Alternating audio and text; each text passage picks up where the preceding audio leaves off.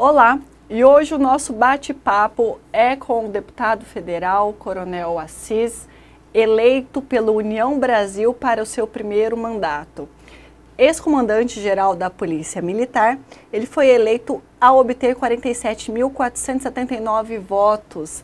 Seja bem-vindo, Coronel. Obrigado, Patrícia. Obrigado a todos que nos assistem aí pelo RDTV. Com certeza uma grande honra poder estar aqui hoje falando um pouco, desse nosso início de trabalhos. Certo. Eu queria começar falando então de projeto, né? O senhor tem um projeto apresentado em relação aos alimentos voltados aí para as pessoas que têm diabetes, né? Eu gostaria de saber de onde surgiu a ideia e se o senhor vê aí ambiente. A gente sabe que a Câmara Federal, os projetos têm uma dificuldade, com certeza, de andar. O senhor já conversou com os colegas? Como que está essa questão? Na verdade, assim, eu venho de uma origem muito humilde, né? Eu sou aquele menino pobre ali do bairro Jardim Glória, da Várzea Grande, e a gente sabe que esse mal, essa enfermidade, ela acaba atingindo muitos brasileiros, né? Hoje cerca de quase 7% dos brasileiros, né? E a gente sabe que as condições financeiras, né, elas perfazem aproximadamente 1%, quase 1% dessas pessoas que são impactadas diretamente pela enfermidade, pelo diabetes. E a gente sabe também que a minha própria mãe, né, ela sofre do diabetes. Eu acho que é importante falar isso também, é um diabetes adquirido aí durante, a sua vida. E dentro dessa nossa temática eu recebi também, informações, a respeito dessa situação, e a gente fez essa propositura, para que se mudasse a lei ali, isentando o IPI, o COFINS, de alimentos que fazem parte aí dessa dieta do controle do diabetes. Por quê? Porque nós entendemos que a nossa administração pública, ela gasta muito mais com a saúde, do tratamento dessas pessoas do que com a arrecadação, porque com certeza quem possui condições de comprar esses alimentos, que são alimentos especiais, para esse controle, é um pequeno percentual. Então, desse pequeno percentual é que se vai ter um recolhimento, fiscal em cima dos impostos que são estabelecidos aí dentro, do que cabe à nossa propositura lá no Congresso Nacional, que são os impostos federais. Tá certo. Deputado, e decisão recente do ministro Gilmar Mendes trancou aí todas as ações que estavam questionando o decreto presidencial de Lula em relação à restrição das armas, né? Sim. Isso vai para plenário ainda. O senhor acredita numa mudança de postura dentro ali dos ministros do Supremo ao avaliar a constitucionalidade deste tema? Olha, eu acredito que é um tema sensível.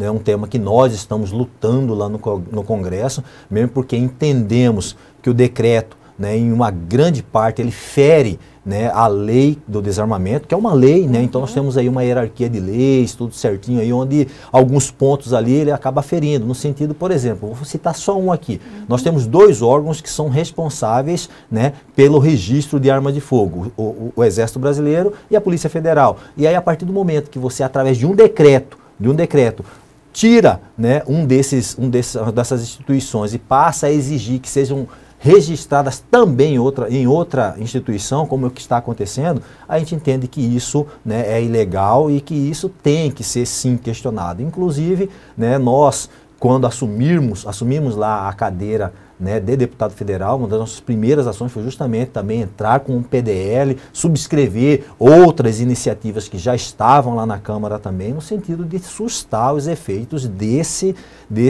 decreto. Claro que uma decisão judicial ela tem que se cumprir, isso é fato, o Brasil ele tem esse ordenamento jurídico muito bem definido, mas eu acredito que isso será questionado também, lá em plenário e torcemos para que esse entendimento se mude, porque a partir do momento que as pessoas se propõem a ter uma arma de fogo e cumprem todos os requisitos legais que estão estabelecidos na lei, elas passam a ter uma arma legal e não uma arma ilegal. E o que me chama a atenção, Patrícia, é que nós já estamos há quase 2 meses da atual gestão do governo federal.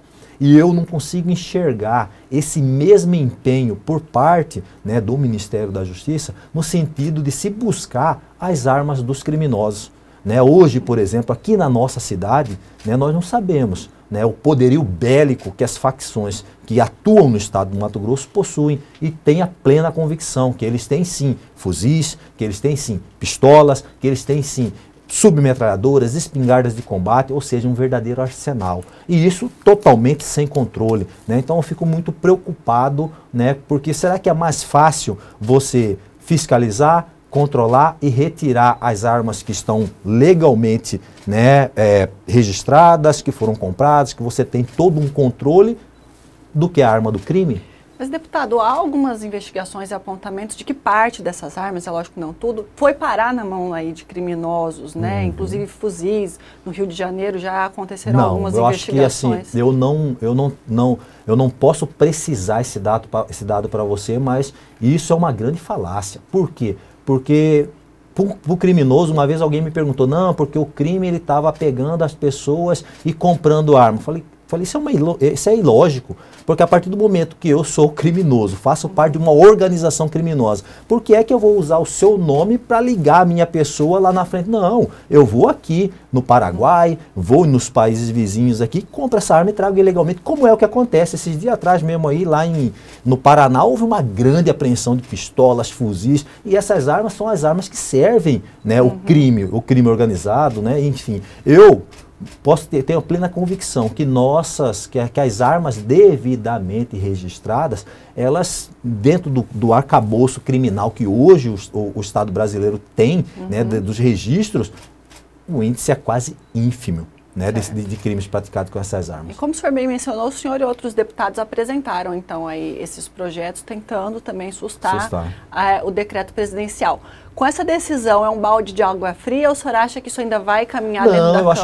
Eu acho que não. Acredito que nós vamos caminhar, existe um empenho muito bom dos deputados federais lá na Câmara, temos alguns senadores também que já tomaram alguma iniciativa. Eu acredito que isso é uma discussão que tem que se ter, né? Já que eles querem discutir, nós iremos discutir isso, mas de uma maneira técnica, de uma maneira demonstrando à sociedade brasileira que não existe tabu para se ter uma arma de fogo num país que vive um regime democrático de direito. Isso não pode existir, mesmo porque a arma de fogo ela serve para o desporto, né, ela serve para a defesa, ela serve para um monte de coisa. E claro que para você ter uma arma de fogo, Patrícia, é um processo longo. Você tem que apresentar certidões negativas, você tem que fazer curso, você tem que ter um atestado psicológico e você tem que desembolsar o seu recurso para você ter essa arma de fogo, recolhendo os impostos devido ao Estado.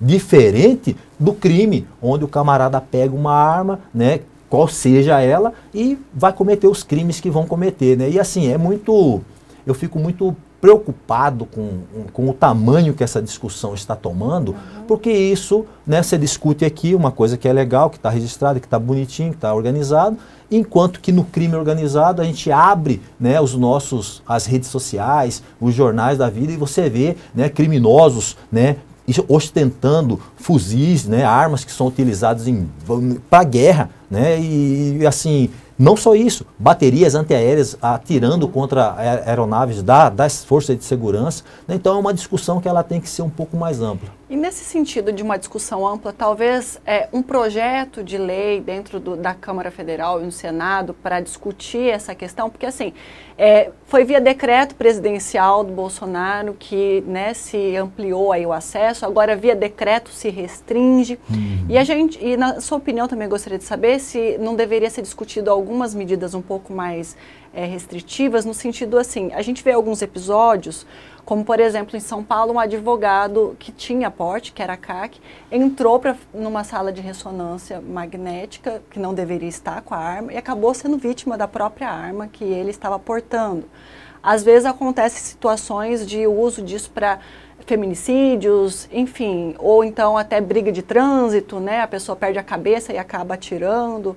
Gostaria de ouvir sua opinião em relação a isso. Assim, mas eu volto a dizer, estatisticamente, os crimes praticados com armas registradas são ínfimos, né? E claro que temos, sim, né, ou outra pessoa que vai ali cometer, mas é como eu disse, totalmente controlado, porque você sabe onde o cara comprou, quando comprou, quantas munições ele tem, e isso é, como eu falei, é mais fácil você apurar e punir isso do que o que está acontecendo hoje, né? Nós tivemos vários várias situações, né, de crimes que são aí perpetrados e que você não sabe nem de resultado, porque você não consegue localizar as armas, que são armas do crime. E muitas dessas armas, como eu disse, entram pelo país de maneira clandestina.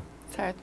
Coronel, embora o senhor tenha saído, né, esteja como deputado federal, o senhor comandou a PM por muito tempo, esteve na corporação por muito tempo, e recentemente houve 2 abordagens no estado que gerou polêmica social, uma em Vera, que culminou na morte, né, de uma pessoa, e uma mais recentemente em Cuiabá, onde houve um pedido de ajuda e acabou a pessoa também sendo vítima aí de letalidade.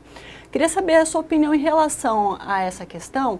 Se o senhor acredita que sim, precisa de uma reciclagem, de maior preparo, ou se não, os policiais, na sua visão, ali agiram adequadamente na abordagem? Olha, na verdade, eu já até me manifestei em relação às 2 situações. Nós, né, estamos acompanhando o desenrolar disso. Eu tenho certeza que a Polícia Militar, ela possui mecanismos de controles muito isentos, imparciais. E assim, a única coisa que eu quero chamar a atenção aqui, os nossos policiais estavam trabalhando, representando o Estado, né, o Estado de Direito, né, investidos ali de uma autoridade. Né, e lógico que a gente está acompanhando, né, essa situação que acontece às vezes no Brasil todo. Não sei se você também já acompanhou isso, mas existem aí nas redes aí vários vídeos onde as pessoas acabam aí, né, investindo contra os policiais, investindo contra o Estado. E claro que a decisão tomada ali na hora, ali é uma decisão que tem que ser tomada de maneira técnica, né? Eu tenho certeza que a Polícia Militar do Mato Grosso, ela é uma polícia extremamente preparada, uma polícia muito técnica, tanto é que nós não vemos isso acontecer corriqueiramente dentro da nossa instituição. Muito pelo contrário, os nossos policiais, eles são cumpridores, né, do seu dever, e eu tenho plena convicção que a nossa instituição, a quem cabe apurar isso, vai apurar isso de maneira muito isenta. Certo. Ainda nessa linha, muito embora esteja na Assembleia, eu queria saber a sua opinião em relação à polêmica de se colocar ou não câmeras nas fardas dos policiais. Olha, eu fico muito reticente também em relação a essa situação. Por quê? Porque, primeiro, né, eu acredito que nós temos que analisar com muita seriedade como é que isso se dará. Qual será essa tecnologia? Né, porque eu não sei como assim a gente explicar mais ou menos aqui, que o tempo é rápido, né? Mas é complicado, porque às vezes qual tecnologia será usada? Porque a nossa visão, né, enquanto operador de segurança pública, em condições normais de temperatura e pressão, você está aqui, né, enxergando aqui quase 180 graus de visão aqui. Aí quando você vai para uma ação onde você precisa ali empregar o seu armamento, ou está com ele pronto, né, o seu nível, a sua visão, ela passa a afunilar, porque você foca na questão do objetivo, né? E isso, essa nossa tecnologia vai acompanhar? Não sei, precisa ser dito. Né, porque senão eu vou estar aqui produzindo, às vezes, talvez alguma coisa aqui que realmente vai fugir da minha percepção como policial. Né? Essa mesma tecnologia funciona à noite? Porque à noite, às vezes, o policial entra e tem apenas uma lanterna, ou às vezes nem a lanterna, dependendo da situação, da gravidade, né, da ocorrência que está acontecendo, e ele tem que agir. Isso vai acompanhar também? Aí voltamos a um outro patamar, né? Imagine você, nós combatendo, né, assaltantes de banco em situação na mata, né? A mata fechada, ela tem vários níveis de visão. Em pé você tem uma visão, a meio corpo você tem uma visão, deitado você tem outro tipo de visão. Essa tecnologia irá acompanhar isso? Né? Então, assim, eu fico muito preocupado, né, com essas atitudes que a sociedade brasileira... Então, a princípio, o senhor seria contra? Né, sou contra. Contra, assim, que eu digo que eu fico muito preocupado, porque onde vão parar? Daqui a pouco as câmeras vão estar também nos parlamentares, nos membros, né, do Judiciário, do Ministério Público, né, dentro do governo estadual, do governo federal, nas prefeituras, dos prefeitos, porque, assim, de uma forma ou de outra, todos nós somos servidores públicos, né? Uns pelo voto, outros pelo concurso público. E é, assim, muito preocupante achar que só as forças de segurança, só os policiais estão suscetíveis a uma possível falha, né? Ou a uma possível fiscalização, né? Então, é complicado. Certo. Olhando aí já para a Câmara Federal, mas também ainda com essa visão de experiência como militar, Os policiais, de forma geral, civis, militares, eles sempre reclamam muito do prende e solta, da falta de legislação aí um pouco mais adequada e rígida, enfim. Sortando na Câmara Federal, a gente sabe que o Código Penal brasileiro ele está defasado, já foi retomado o assunto algumas vezes, mas sempre é deixado de lado, sempre é colocado ali para debaixo do tapete.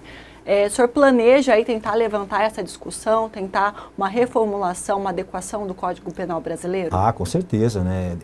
Na verdade, é uma das nossos compromissos de campanha, né? Que é o que? O combate à impunidade. Infelizmente, a impunidade hoje, meus amigos, ela é, né, a mãe da reincidência, e a reincidência ela é o combustível da violência. Né? Não se tem um criminoso que começou hoje, por exemplo, e foi para o domínio de cidades, que é aqueles criminosos com fuzis que fecham a cidade e colocam explosivos e tal.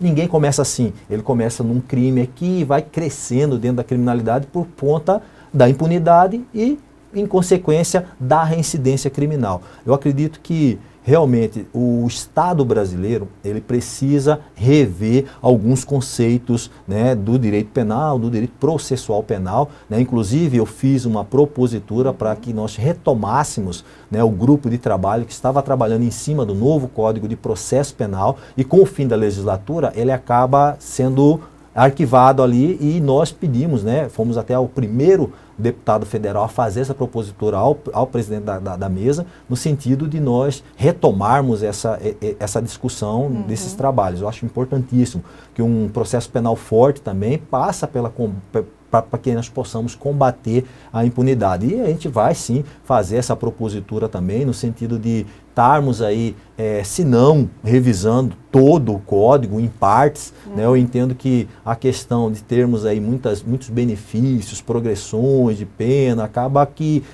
você traz um estímulo à pessoa que vai cometer a ação criminosa. Porque se não deu nada, eu faço de novo. Não deu nada, faço de novo. Tá aí a violência doméstica, né? Que é uma grande prova, né? A pessoa primeiro discute com a ex-esposa, depois ele dá um empurrão, aí depois ele agride ela fisicamente, né? Lá atrás ele já agrediu ela verbalmente e ela faz o BO, né? E lógico, existem iniciativas bacanas, como aqui no nosso estado, né? Que são muito, muito boas, né? E você já tem ali um botão do pânico, você consegue aí dirimir essa situação, mas muitas vezes o fim disso, né, acaba sendo a morte da mulher, e isso nos preocupa muito, né? Porque somos defensores aí, né, combativos contra esse tipo de violência. Certo. Olhando aí para um cenário mais de política partidária ou política mesmo de setor, o senhor foi eleito, vamos dizer assim, na esteira do bolsonarismo, como se diz, né, do conservadorismo. O ex-presidente Jair Bolsonaro está nos Estados Unidos. O senhor acredita que ele deva retornar para liderar esse processo aí de oposição? Ou outras pessoas, como por exemplo o governador de São Paulo, já estão credenciados aí para fazer isso em nível nacional, né? Olha, eu acredito que o presidente Bolsonaro, ele é um grande líder, né? Ele foi ele se tornou um grande líder da direita no Brasil, mais do que isso, uma pessoa que sempre influenciou, né, a questão do civismo, do patriotismo, que por muitas vezes, às vezes, estava até um pouco adormecido aí no brasileiro. E eu acredito que as convicções políticas, né, dele vão nortear essa nova caminhada política do presidente Bolsonaro. E claro que temos aí excelentes quadros dentro da política nacional brasileira que também vão somar esforços, né, e buscar aí termos uma direita forte, uma direita coerente, né, uma direita que realmente seja construtivista, né, e que lute pelo maior bem que nós temos, que é o povo. Eu entendo que nós temos que trabalhar políticas públicas para o povo, porque com certeza a beleza da democracia é justamente a divergência. A divergência é a chama da democracia, mas a divergência é com respeito. Eu respeito a sua opinião, você respeita a minha, e nós, lá na frente, possamos trabalhar junto para entregar políticas públicas que realmente facilitem a vida de quem precisa, que está lá na ponta. Certo. Deputado, o senhor integrou o governo Mauro Mendes, né, à época como comandante, agora deputado federal, do mesmo partido que ele. A gente sabe que já houve aí a primeira reunião entre os deputados federais. Eu queria saber se o governador já pediu alguma coisa também à bancada e como que deve ser a sua postura nesse sentido de ajudar o governo de Mato Grosso. Ah, com certeza, né? Eu estive na equipe do governador Mauro Mendes aí durante toda a sua primeira gestão, né, desde o início, né, onde a gente pegou um estado realmente aí defasado, um estado que passava por dificuldades financeiras, orçamentárias, né? Eu falo isso porque eu fiquei 28 anos de efetivo serviço dentro de uma instituição de Estado, que é a Polícia Militar. Fui comandante-geral, né, um cargo, né, que é do Executivo, mas que também faz um pouco de relações políticas aí com os poderes, né, com as autoridades municipais, estaduais. Isso é importante. Mas eu com certeza estaremos juntos, né, para melhorar o Mato Grosso. Nós tivemos a primeira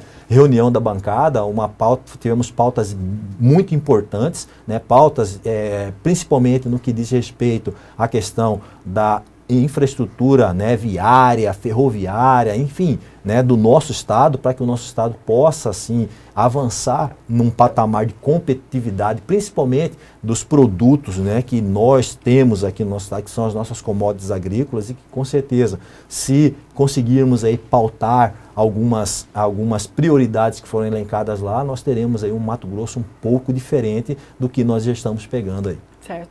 Em âmbito federal, o seu partido, ele está mais aí alinhado ao presidente Lula, né? Eu queria saber como que deve ser a postura do deputado em relação ao governo federal, ao governo Toda vez tem essa pergunta, né?